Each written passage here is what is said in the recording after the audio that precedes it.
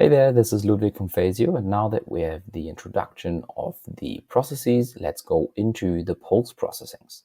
Also here, there's none defined. I will just do an example post-processing here and hit the add button. So we have our example post-process, and in order to actually define the logic for this, you have to click on the three dots, hit edit, and then you have the same equation editor available with the same context. So also with specification, and that has access to the exact same information as also the case for the process.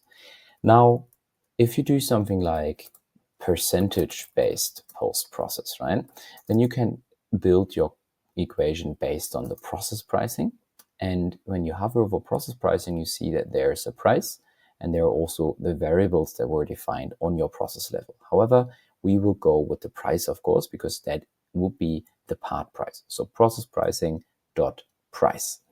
And if you want to, for example, say we do const price per unit equals the process pricing times 0.1. That would be 10% of the price of the part, right? And then in here, we will put the price per unit, and that would be our minimal example for a 10% charge on top of the part price. And we can call this V1 and be like 10% of part price, just as a really minimal example to show how to make use of this process, post-process pricing. So I hit save here, and like for the processes, you also have to mark equations as live.